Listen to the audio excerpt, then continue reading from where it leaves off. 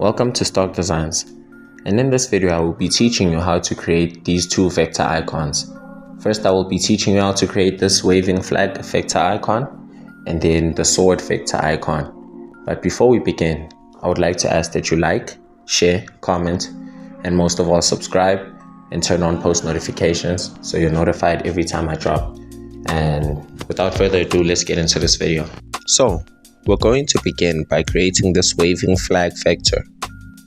So what I want you to do is grab the rectangle tool and draw out a rectangle on the page. And then I want you to use the circle node to make the rectangle more rounded, the corners. And then I just want you to size it to your specification so that it seems big enough and or small enough to be the pole of the flag. And then once you're happy with the size, I want you to select the rectangle tool and draw out another rectangle. And what I want to do with this rectangle, I want to make the corners sharp. So I want you to press there and then just take the select tool and move the flag part of the flag a bit further from the pole. And now what I want to do, I just want to put something in the middle of the flag so that it seems like it represents something. So what I want to put is an arrow. So using the rectangle tool and the stars and polygon tool, I'll be able to create a triangle using the stars and polygon tool. And using the rectangle tool, I'll just create the stand of the arrow. Now I'm just gonna set it on the vertical axis. You don't have to put a star in your flag. You can, not a star, an arrow in your flag. You can put whatever. You can put a star. You can put an insignia. You can put your logo. Anything goes. So once I'm done with that, I'm gonna select all of it, Path tab, and then click Union. Then with that done, I'm going to switch the color to white so that when I put it on the flag, I'm able to see where it's sitting. And then I just want to center it up on the vertical and horizontal axis. So I'll select both of them, ensure that relative to is last selected, and just center them up. And then Path tab, you select the arrow, select the flag path tab, difference. Now grab the nodes tool, and using the nodes tool, I want you to add corners LPE and select the two nodes on the right side of the flag. And then using those circles, I want you to pull them down to make the corners a bit rounded.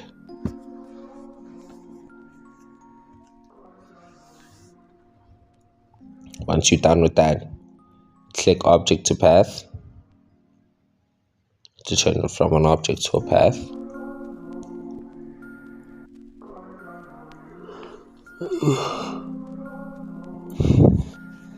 Path tab and path effects. The path effect you're looking for is envelope deformation. That's what we're going to use to make our flag look like it's waving. So using the nodes tool, select the flag and ensure that you turn off enable left and right paths in the envelope deformation dialog. And now what I want you to do is select top bend path and select the path at the top, and then just kind of drag it down to create that wave so it looks like it's waving. And then just do the opposite on the other side.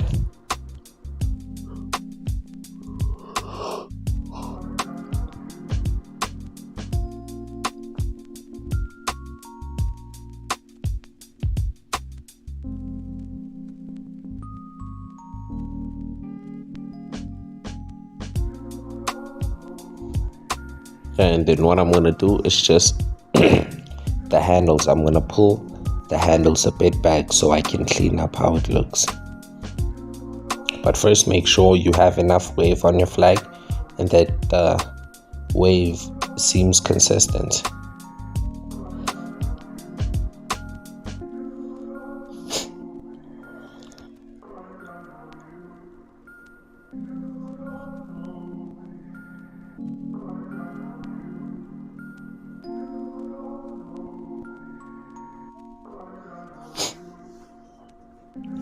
Now I'm just taking the handles back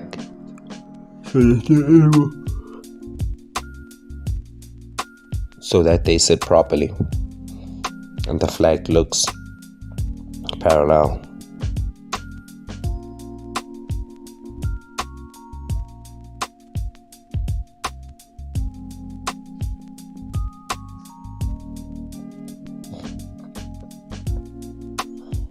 Now just move it a bit from the pole so there's enough spacing in between them. Path tab, object to path. Then you select all of it. And path tab, union. And that's how you create a waving flag icon.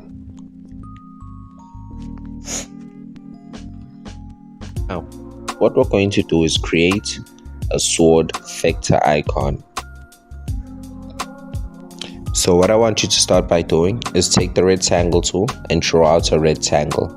We're going to use this as the handle of the sword. And I need you to also take the ellipse tool and draw out a circle, holding shift and control to make the circle equal. Then I want you to put it at the bottom of the rectangle and resize it so it looks equal to the rectangle. What I want you to do is to ensure that between the circle and the rectangle there's a bit of spacing before the circle comes in, so it looks like the butt of a sword. Then I want you to select both of them and center them up on the vertical axis. Select the circle and just ensure that it's sitting in a place where you are comfortable with.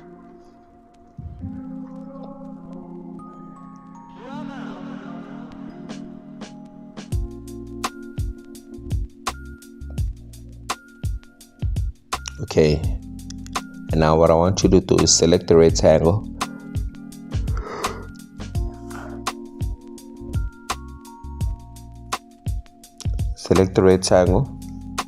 and select your nodes tool, and then I want you to select the two top nodes and then click on show transformation handles.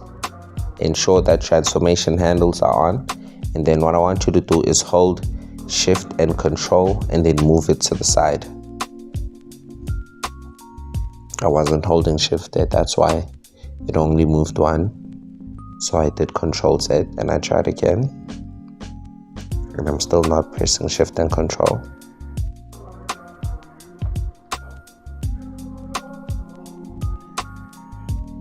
Okay, now it's kind of getting ridiculous.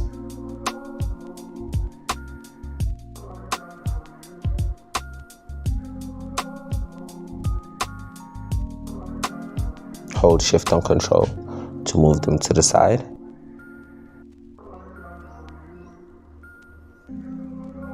To make the rectangle look like that. And now I want you to switch off show transformation handles.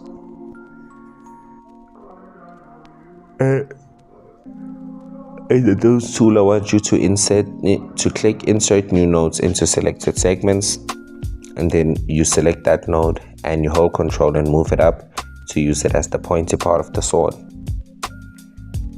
And what I want you to do is just adjust that part of the sword until you're happy with how it looks. Yeah, I think right about there should be fine.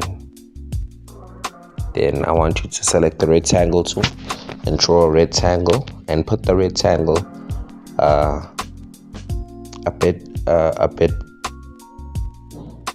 a bit below from the middle, so you can use it as the handle of the sword.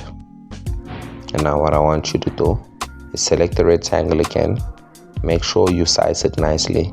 So what I want us to do, I want us to just add rounded corners to the bottom parts of the rectangle so it doesn't look like your typical handle.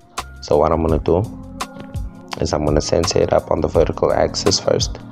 Then I'm going to select the rectangle, path tab, object to path first. Then using the nodes tool, I'm going to add corners LPE. And then I'm going to select the corners at the bottom, make sure show transformation handles is turned off. Select the nodes at the bottom and move them in so they get corners. Right about there should be fine with me. And then object to path. Then what I want you to do is to duplicate that object. Duplicate that object and then set the fill to white. Then I want you to move that duplicate to the bottom